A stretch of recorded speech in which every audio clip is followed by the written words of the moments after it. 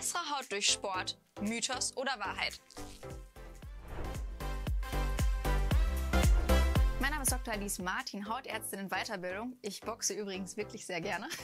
Und heute erklären wir alles zum Thema Haut, Schwitzen, Geruchsbildung. Warum entsteht was und was kann man dagegen tun? Die erste Frage lautet, warum schwitzen wir überhaupt? Was hat sich unser Körper dabei gedacht? Und jetzt kommt die ganz triviale Antwort. Hast du schon mal die Stellen angefasst, wo du gerade schwitzt und bemerkt, dass sie eher kühl sind? Durch den Schweiß kühlt der Körper ab und das ist auch gut so, denn wir erhitzen und Schweiß ist etwas ganz Elementares. Alternativ könnte man auch einfach einen Wassereimer über sich schütten lassen. Aber das ist, was der Körper erfunden hat, damit wir wieder abkühlen. Die zweite Frage lautet, riecht Schweiß überhaupt? Und lange Zeit wusste ich das selber nicht früher, Schweiß ist eigentlich geruchlos. Aber das, was passiert, es werden auch Fettsäuren mit dem Schweiß an die Hautoberfläche transportiert. Und die Bakterien auf unserer Haut fangen an, diese Fettsäuren zu zersetzen. Und das ist das, was anfängt unangenehm zu riechen. Die nächste Frage ist, schwitze ich mehr, wenn ich mehr Sport mache? Tatsächlich ist es so, dass unser Körper sich einfach anpasst an die neuen Umweltverhältnisse.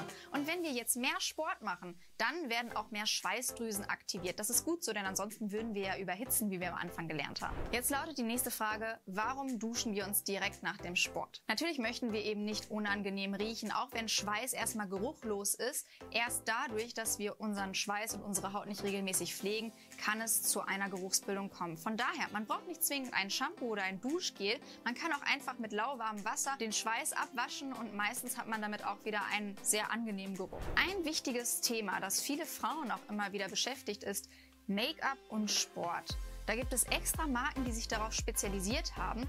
Und jetzt ist die Frage, brauche ich das überhaupt? Sport, Make-ups oder ganze Kosmetikreihen, die sich darauf spezialisiert haben, achten natürlich, dass es extrem gut hält und am besten auch trotz viel Schweißbildung. Von daher ja, es hilft, aber auf der anderen Seite, man kann auch mit anderen Produkten, die wasserfest sind, gut arbeiten. Noch eine wichtige Frage ist, welche Hautkrankheiten werden denn eher schlechter durch viel Sport? Andersrum gefragt, bei welchen Erkrankungen ist es denn eigentlich besser, wenn es nicht nass und feucht wird?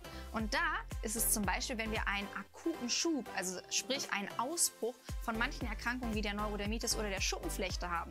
Wenn wir dann noch on top Sport machen, viel schwitzen, dann kann es sein, dass die Stellen, die gereizt sind, durch den Schweiß und durch den Salzgehalt zu einer leichten Verstärkung oder auch zum Juckreiz führen. Per se ist Sport natürlich etwas extrem Wichtiges, Elementares für unseren ganzen Körper und es ist gut, wenn unsere Haut auch immer mal wieder an ihre Extremen gebracht wird.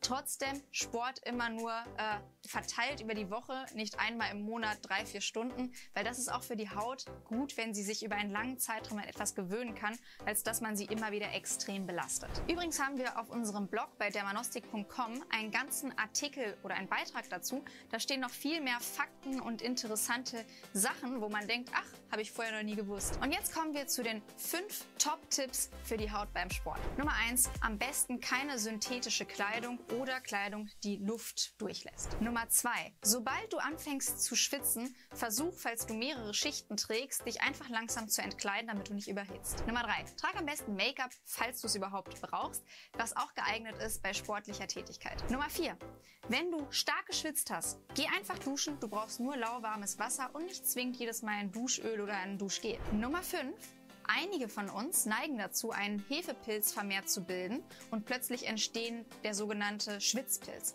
Am besten dann Shampoos verwenden mit einem Antipilzmittel. Für mehr Tipps und Tricks haben wir eine ganze Woche bei Instagram mit verschiedenen Posts und Stories. Ich freue mich sehr, wenn du uns dort auch folgst oder unseren YouTube-Kanal abonnierst. Falls du was an der Haut hast, stehen wir übrigens über die Dermanostik-App 24/7 zur Verfügung. Einfach die App im Store herunterladen, einen Fall hochlegen. Für 25 € kriegst du einen Arztbrief und ein Privatrezept. Und ansonsten freue ich mich sehr, wenn wir uns beim nächsten Video wiedersehen.